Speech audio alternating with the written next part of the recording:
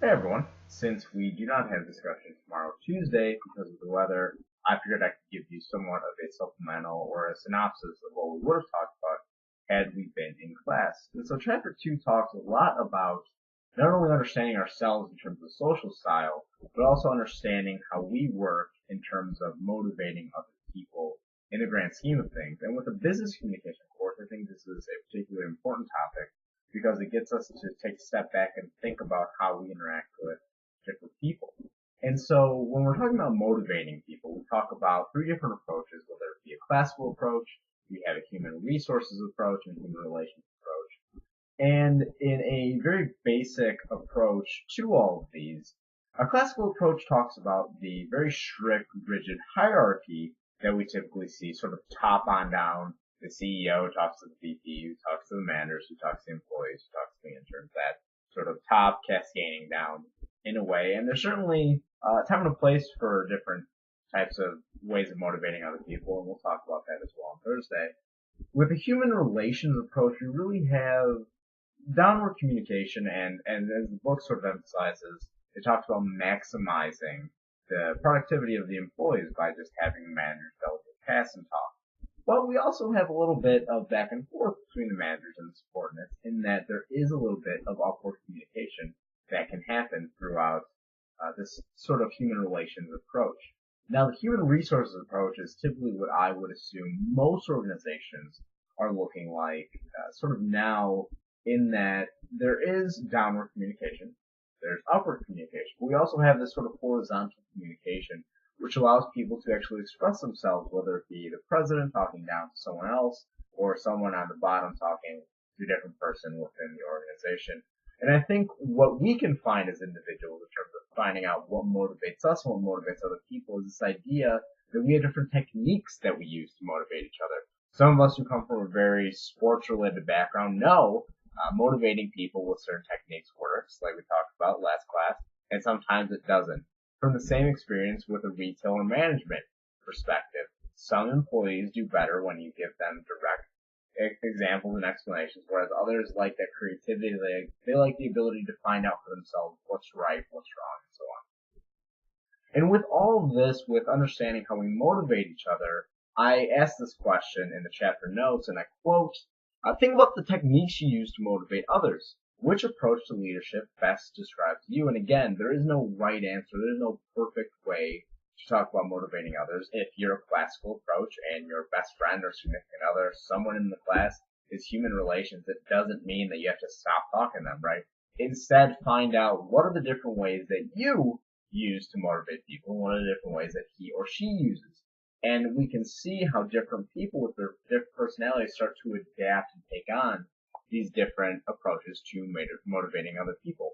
And also within that question I asked, describe the usefulness of the other two approaches for this motivation. So look back a little bit objectively and be able to answer, are there specific people or professions, maybe contexts, that make one approach similar to another?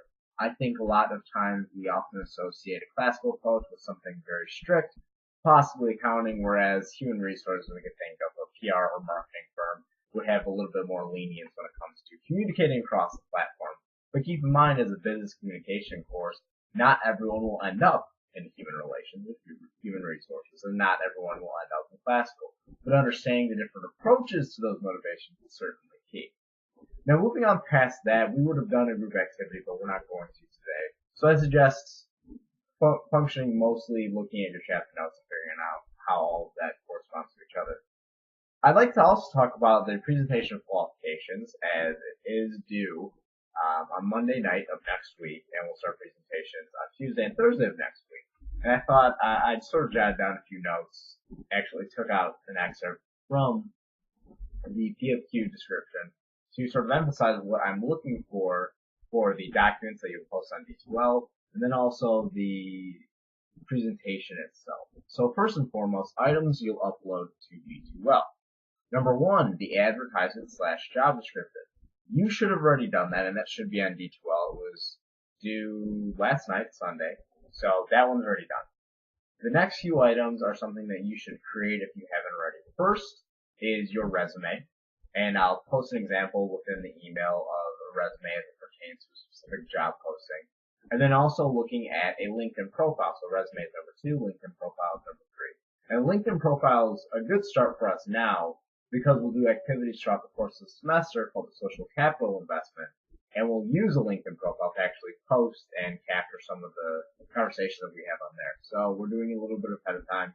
And a lot of companies now are looking at LinkedIn and resumes, or exclusively resumes, exclusively LinkedIn. We're trying to cover all the bases. Regardless of what industry, having both certainly doesn't help. Certainly doesn't hurt, especially if someone asks you on the spur of the moment, hey, can you provide me a resume? I have a job that could be right up your alley. Number 4 is a preparation outline. And what you'll see with that is a exact written explanation for your 4 to 4.5 minute presentation for your PFQ of what you can actually say, what you will be saying. That includes the introduction, the body, the conclusion, okay? And those 3 different components alone account for 30 of the 60 points. Other points come from 20 points from delivery, and about 6 points from the position description, the outline, and the delivery outline. So the written documents and delivery account for somewhere in the 30 range, and then the actual introduction, body, and conclusion account for the other half of that, of the 60 points. I went ahead and I looked up an accounting intern position in Milwaukee, and I found one, and that's in the email that I'll send out to you. And I pulled out a little bit of information from it to give you an example of how I would, if I was you, illustrate in a presentation qualifications my claims as to why I'm the best candidate for the job. And again, on my screen right now, I have the evaluation sheet on one hand, and I have the actual job description on the other to give you an exact understanding of how I would approach this and sort of tackle the presentation qualifications. So for the body, for 20 points of it, it says state reasons, claim, you're the best candidate for the job, and provide a little bit of examples. Explain how the examples illustrate why you're the best candidate for the job. So for instance, with the accounting intern, it has a list of preferred skills and knowledges, which includes work experience with mutual funds, corporate or partnership accounting, or corporate partnership tax is a plus.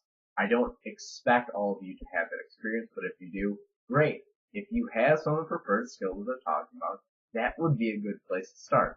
In a similar way, it talks about minimum knowledge and skills, and I think of this list, I believe there are 5 items, including excellent analytical skills, you're detail-oriented, demonstrate initiative both independently and within the team, and proficient with Excel, Outlook, and Word. If you have any of those qualities, which I hope you do, and if you don't, we'll get to figure out how to give you them, those would be the best components to talk about with your body, okay? So, for instance, excellent analytical skills. It's very simple for you to say, I'm a great candidate for this position because I have excellent analytical skills. How about an example? Explain to me how you come to the conclusion, or someone's told you and you have self-fulfilling prophecy, that you have these excellent analytical skills. Explain to me using an example. I have these skills. Let me tell you and give you an example, illustrate how I have these skills and why I have them, and then sort of tie it all in together. Yes, you said that you wanted these skills. I have them, and let me tell you why. It's a lot easier to actually explain yourself, but keep in mind you have 4 to 4.5 minutes. Along with the PFQ, what we'll talk about on Thursday, to give you a little bit of a sneak peek, is different social styles. And in terms of social styles, some considerations moving forward as you're looking at your chapter notes preparing for Thursday are some questions such as, are you assertive? Are you more responsive? What is your social style? And I sort of asked you that in the chapter notes as well. We'll talk about style flexing. We'll watch a little bit of a clip from Netflix, The Modern Family, The Office, I haven't decided yet, in terms of adapting our communication to others. So again, you might be more assertive and less responsive. That's okay. Where on the social styles would you fall? Okay? And we're going to partner you up with different people within your social styles and also people that have similar and different social styles. And we'll figure out exactly how we adapt our communication to others. Again, similar to the motivating of others, whether it be a classical human relations or human resources approach, there is no right or wrong answer. There are certainly limitations to certain social styles, as there are with motivating others in different approaches. But understanding how we, as individuals, interact with other people, given our skill set, given our understanding, helps us in the long run. So again, if you have any questions, comments, or concerns, please let me know. But in the meantime, I hope this gives you a little bit of insight to the presentation of qualifications and a little bit of insight into Chapter 2, what we would have done tomorrow, Tuesday, and what we will be doing on Thursday. So in the meantime, get some sleep. Talk to you soon.